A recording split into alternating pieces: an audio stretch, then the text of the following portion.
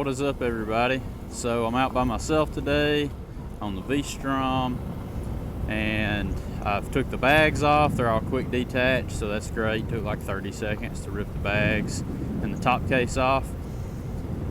The V-Strom is still rolling on Anarchy 3 tires. I'm not going to change that until I wear these bald, but I have been wanting to get out and test it a little bit on some gravel roads and just like backcountry roads. So that's what I'm going out doing today. I'm going to head up to Appleton. If you've watched a lot of footage on this channel, we've been there before on other bikes, and kind of want to get a feel for how it does off-road, even though it has street tires on it. By off-road, I really mean not off-road, but just on dirt roads. Want to check out the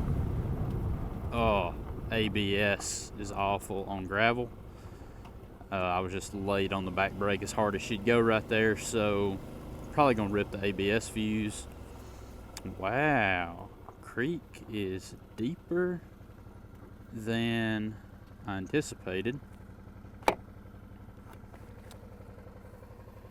actually gonna go have a look at that before I go ripping across it. I'm almost to the point of no return.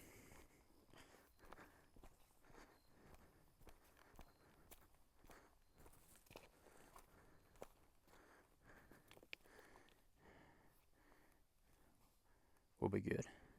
It is a lot deeper than I anticipated, given it hasn't rained in forever. Well, we'll just stick kind of to the right, whole way across. It is gonna get a little deep. Probably gonna get my socks wet. Hopefully not socks, maybe just boots. We'll see. Oh, I'm really hoping I don't regret this. Looks a little deep. I mean, it don't look seat deep, but deeper than I remember. That's solid rock over there, so it could be a little slick. Alright, definitely to the point of no return now, so we'll just stick to the line I've kind of made my bet on, I guess. Not too much moving I can do from here, so hopefully it don't get too deep. We'll just hammer down if it does.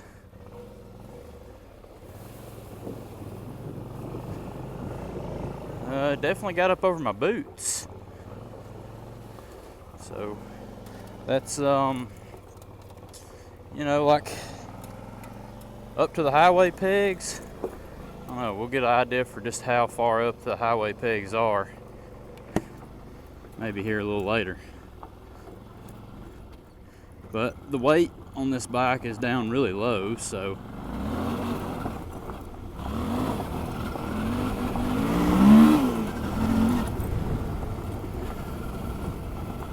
I mean, going slow across stuff like that's pretty confidence inspiring. The only thing that's not confidence inspiring is the tires, because they suck.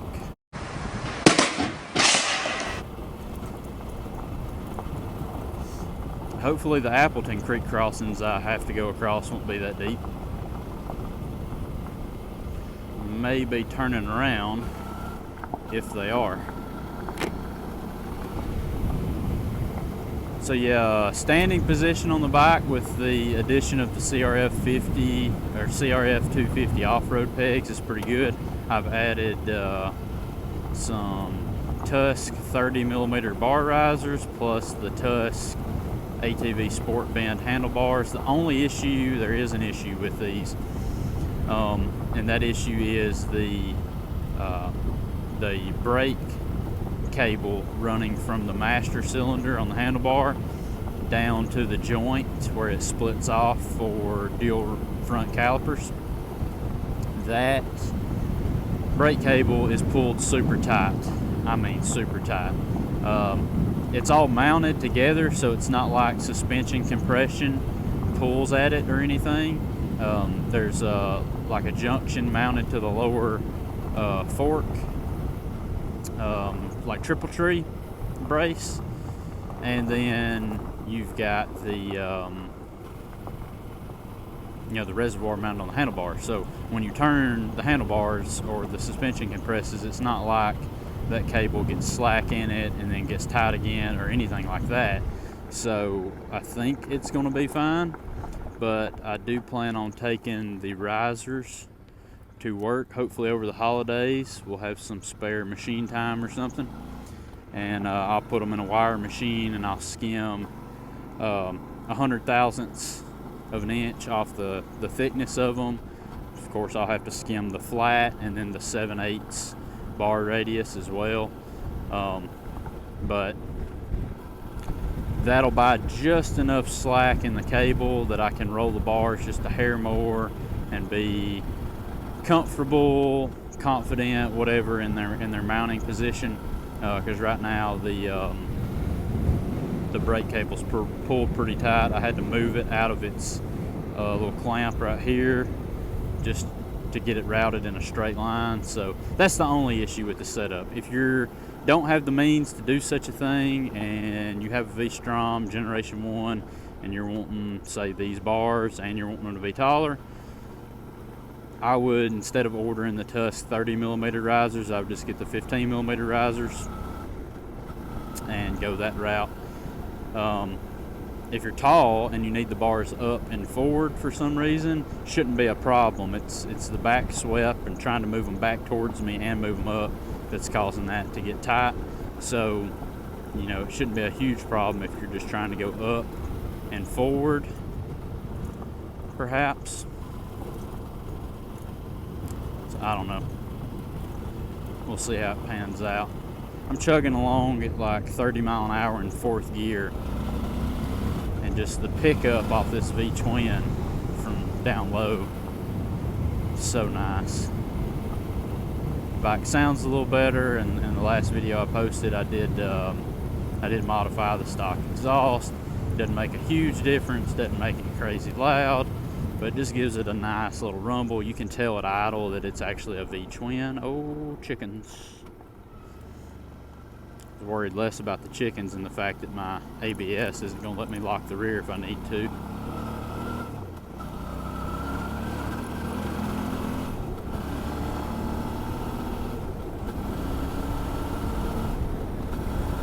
But I mean, smooth dirt roads, the V-Strom's going to be great. I'm running along at 60 miles an hour. Granted, it is a very smooth dirt road, but the suspension's super compliant. I did not bother to turn down the preload on the rear spring after I took all the boxes and everything off. So I could do that and it'd probably make it a little more compliant. It's a little stiff, but anyways, front end's doing great. I do have the preload turned all the way up in the front. They do have adjustable preload. Just take a flathead screwdriver and start turning on top of the fork caps. Alright, so we'll reconvene in Appleton. And there's the big red barn. About the only thing worth mentioning this far out in the middle of nowhere.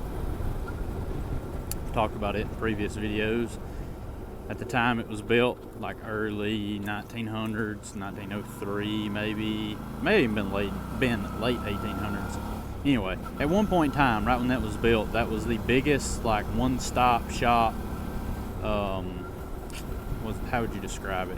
It was the biggest one-stop shopping store in America. That's what they claim. I don't know what they're basing that off of, like the amount of stock they kept of every different thing, but you know, general stores have always been general stores. You could just about get anything, but a lot of times you'd have to order stuff. So I don't know if they're counting that based off how many items they actually kept in stock, or different items they kept in stock, or if it's off square footage because it's 2-story. I don't know, but everything from walking in and being able to pick out a coffin to buying flour and sugar, candy for the kids, whatever. But anyway, they claim to be, at the time it was built, and it may have been in the 1890s. I'd have to stop and read the sign again or Google it. But anyway, that's what that is. One issue I'm having with the Vstrom, I won't really call it an issue, just a dilemma, is I'm cruising along on a crappy back road doing 45 to 50, and I'm in 6th gear. So I'm trying to decide if I want to go up a tooth on the front sprocket. The speedometer is also off by 10 mile an hour at like 90. It's like, comes out to be like almost 7 at, ooh, big old Great Pyrenees. So, you know, if you're running along at like 70, you're off by like 6 to 7 miles an hour. And if you're running interstate speed and you're going 5 over 80, you're really doing 5 under almost. So that would fix that issue, and it would also help with like not, you know, being in 6th gear when you're doing 45 miles an hour. But I'm just not positive yet if I want to do it. And the bike's got 11,000 miles on it, so I'm thinking I may just ride it out like it is until the sprockets and chain need to be replaced, because I really hate to throw a brand new front sprocket at it, even though it'll be cheap. You know, sprocket's like $10, and then that sprocket wear out in 10,000 miles because the chain and the rear sprocket are already wore. So I'm not sure how long I'll wait to do all that, but that's one dilemma I'm kind of struggling with. And in first gear, like when I did that creek crossing back there, I mean, I didn't feel like I was having to ride the clutch super hard. First gear is really, really slow on this bike, or it can be. You know, if you're just idling along in first, it's not a big deal. So having a little more speed in first wouldn't be anything crazy. But we're about to turn off the pavement onto an actual, I mean, it's technically a road, but it doesn't, every time I've ever been on it, it's not very much of a maintained surface, and it's dirt. So we'll see. That'll be like kind of an idea for, you know, the most off-road this thing will probably ever see on purpose. You never know what kind of scenario you might get yourself in sometime when you're not meaning to. But as far as on purpose off-road exploring, a surface like this one here, it's probably, it does look a little manicured. It's definitely been manicured recently. I've never seen it this smooth. This thing's usually got rain ruts across it, and you're dodging back and forth and things like that. So, and it looks like they might be getting ready to build a bridge. Is that what's going on? Oh! Didn't see that rock sticking up. Low front fender probably doesn't like it. It definitely looks like they're getting ready to yeah, so see, this right here is first gear. I mean, indicated as low as 7 miles an hour. Actually, I don't think that's going to be a bridge. They just don't want anybody flying off the road right there. So yeah, I might end up gearing it taller, because first gears, you're capable of going just about as slow as you want in first, which isn't a bad thing, but fixing the speedometer and then not having to be in 6th gear by the time you hit 45 miles an hour would be potentially nice. Every now and again, some four-wheelers or side-by-sides or Jeeps will come through here and really rut this thing up. So regardless of what I think it looks like, I always get out and go take a closer peek before I go across it. Alright, it looks pretty fine, so we're going to go ahead and get our thumbnail here.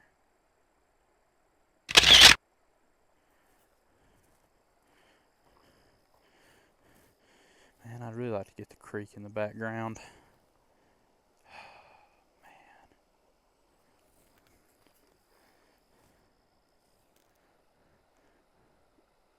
We'll try to do that on the other side, see if we can get a better view of the bike. Creek in the background from the other side. So just gonna hug the right side, kind of hopefully not have to dab a foot and get my pants, my boots soaking wet again. Boots have already dried out from the other creek crossing, so we'll see.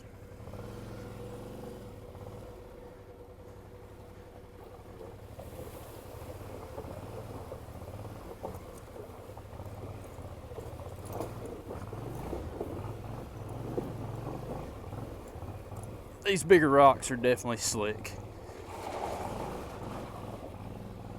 Whew, really slick, and these tires don't help that situation any at all.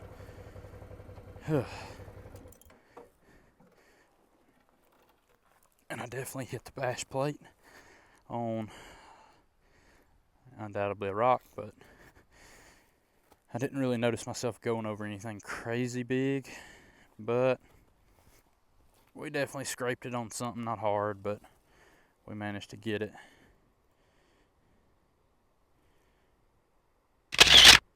Okay.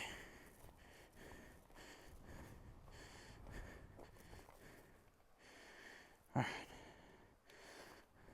Enough wasting time.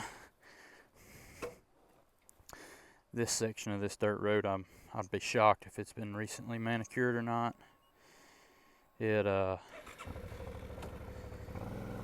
wouldn't call it rough, but it's rougher than the other side of the creek, so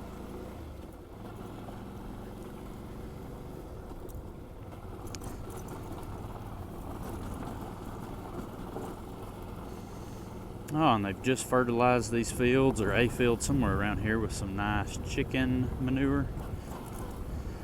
So yeah, I mean, we're cruising along right here. Granted, this is pretty smooth, but even that part back there, I was already in third gear. So gearing it up one tooth and then, possibly running second at these slower speeds, I think that might be a little advantageous for me.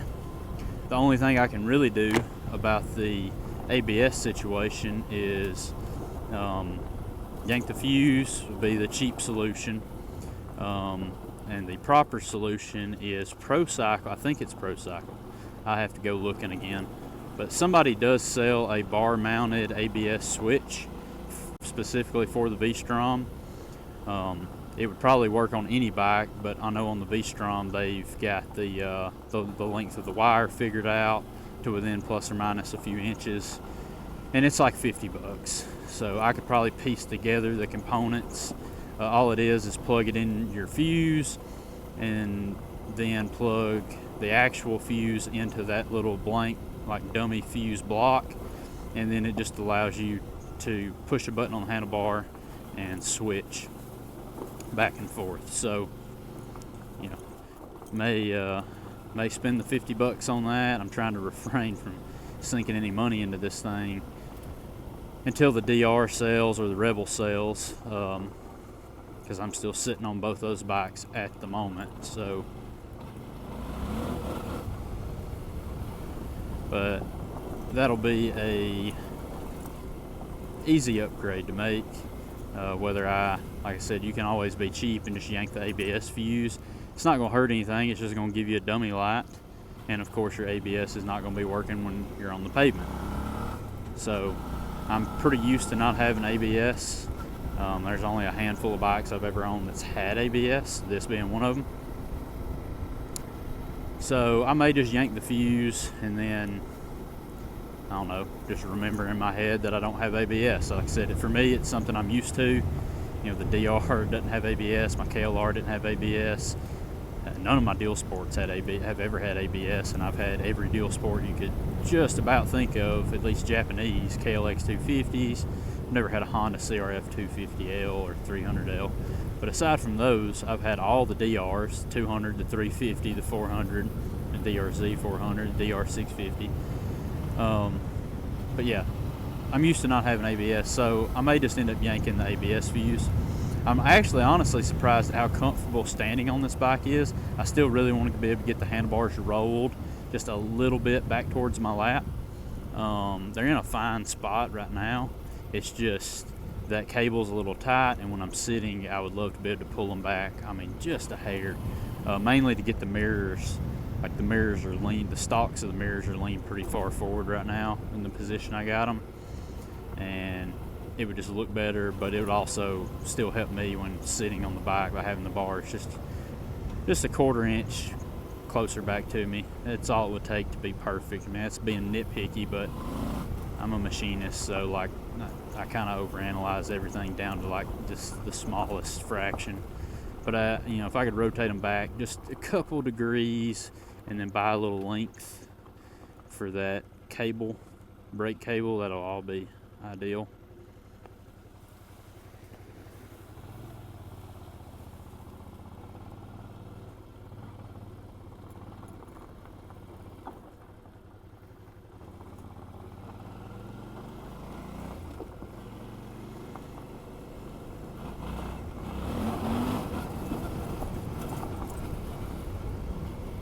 So anyway, that'll be the plan so far. It's kind of surprising how good these street tires hook up. I don't know what kind of redneck situation we got going on right there. Some Mexicans hanging out at the creek. 200 yards up the road, I spotted at least 4 Confederate flags and about 20 people under an awning. I'm sure they're nice people. But it doesn't look the best when you go driving by, if I'm being honest, especially when you know where you're at is in the middle of nowhere. Absolutely in the middle of nowhere. We're like an hour's drive following any type of road to the nearest Walmart. It honestly might be one of the farthest places you can get from a Walmart in the Southeast. Considering that the farthest you can get away, don't ask me how I know this, but according to Google, last time I checked, the farthest you can be away from a McDonald's in the lower 48 is like 62 miles. And it's along the fence of some kind of military base out west, like Area 51 type military base. There's like one spot along the fence on the public side of the fence, and if you were there, you are 62 miles from a McDonald's, and that is the farthest you can get from a McDonald's in the lower 48. You're a long ways from a Walmart right here. Probably not the longest you can get away from one in the lower 48, but you're a solid hour and change drive to be to the nearest Walmart. So anyway, you're in the middle of nowhere. That's not a sight that I like to see in the middle of nowhere.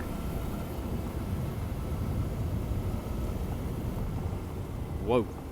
So there's been a lot, man. The ABS switch has got I either got to install ABS switch on the back or on this thing, period, or yank the fuse, because I was just easing on the brake like normal, rolling up to that intersection, then all of a sudden the rear tire braking just disappears because it's ABS kicking in, because I'm kind of on gravel.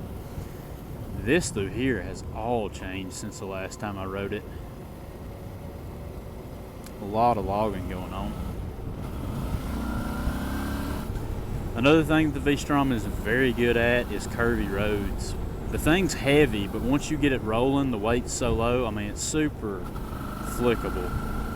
And the way the torque curve is of the engine, you can really stay in a taller gear than what you need to be in. And then as you hit the apex and roll on, it's just dead smooth. If you've got it in the power band and you roll on it kind of quick, like the power's there. I mean, we're talking about like 65 horsepower. Golly. I didn't catch it on camera, but before we turned down the very first dirt road and first creek crossing, a kid on a DR200, like a first generation type with his blue metal tank. It was a tagged bike. But I guess he's got grandparents or something on one side of the street, friend's house or something. His house is on the other, and he shot out of a driveway straight across the road into his driveway. Never once looked left. I laid on the horn. He never heard me. And so I about T-boned another motorcyclist, technically, earlier on. And then that dude, which granted, I mean, I know he lives out here in the middle of nowhere. It's probably very few times he has to wait on somebody to pass his house so he can pull out. God, you got to be checking that stuff. I mean, it don't help that I'm speeding. I don't know that I'm speeding, because most county roads, unless posted otherwise, are 45. Now, I'm not in Alabama, I'm in Tennessee, and they may do it by like whether it has a county road name or a street name. This road has a street name. It's like Orange Road, for example.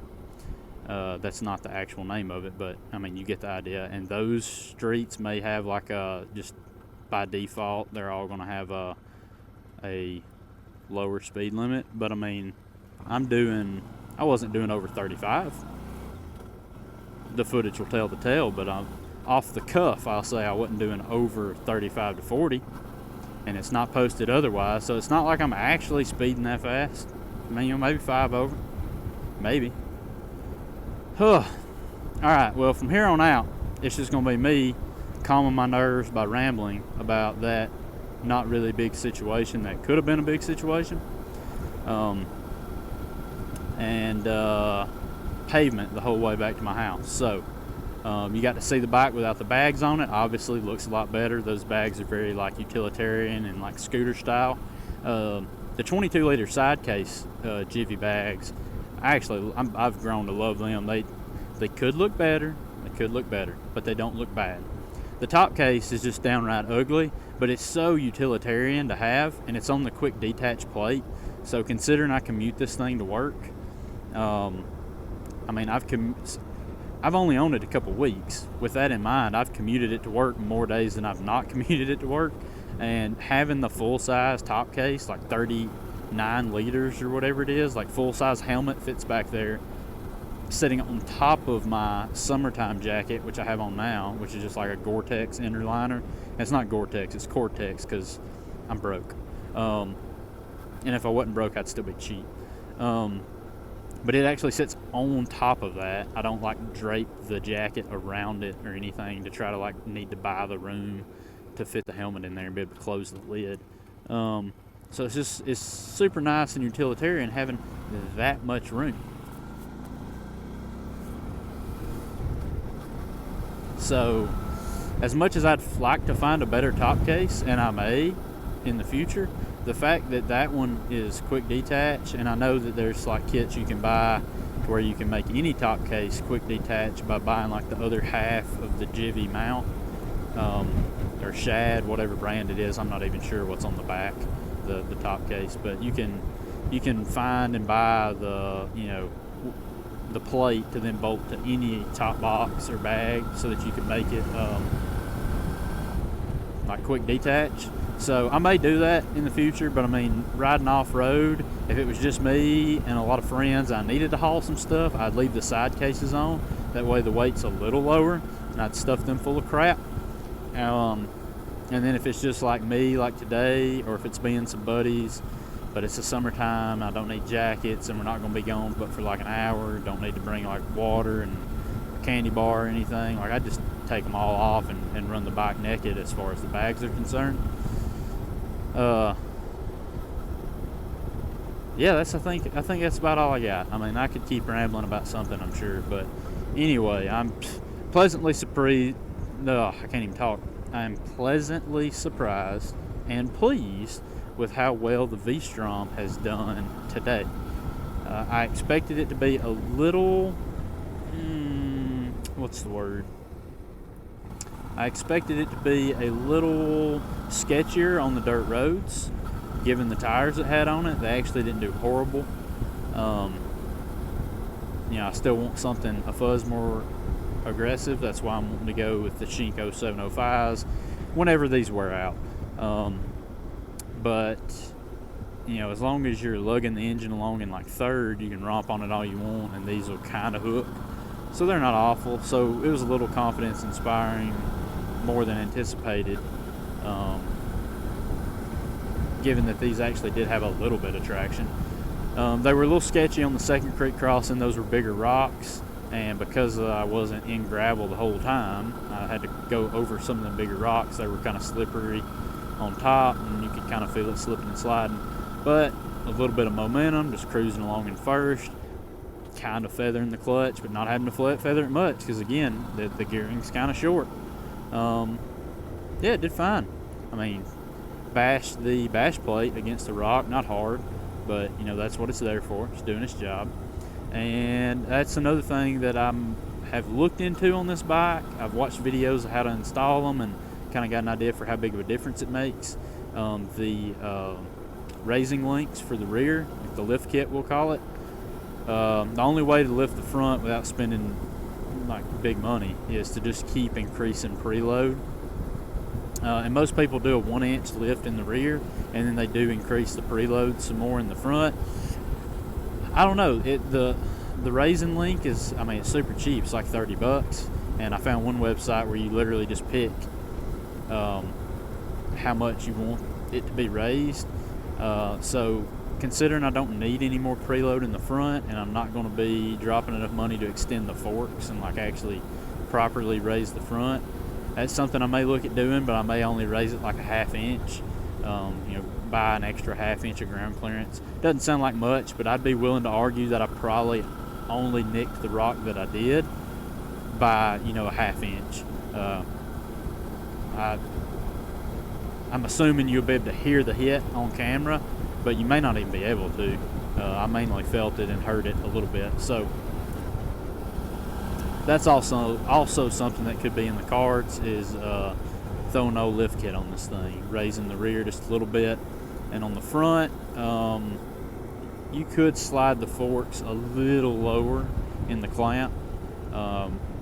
These here are the full cap diameter is completely above the cap, so you could sneak them out just a little bit in the front and raise the front 1/8 of an inch. Not much, but I mean, you're trying to maintain a certain geometry here with the front end and how the bike handles. So anyway, I'm gonna call it here. That's like the 4th time I've said that, but legitimately, this is the end. And tell me what you think about it. The video in the comments, or the bike in the comments. If you've ever rode a V-Strom, I know that some people really off-road these, like bash them really hard. That right there is probably the extent of my off-roading. Like I said, unless I somehow accidentally find myself in a situation that requires more gnarly terrain, that riding like that, just kind of dirt road adventure riding, a couple creek crossings, that'd be the extent of what I do on the bike.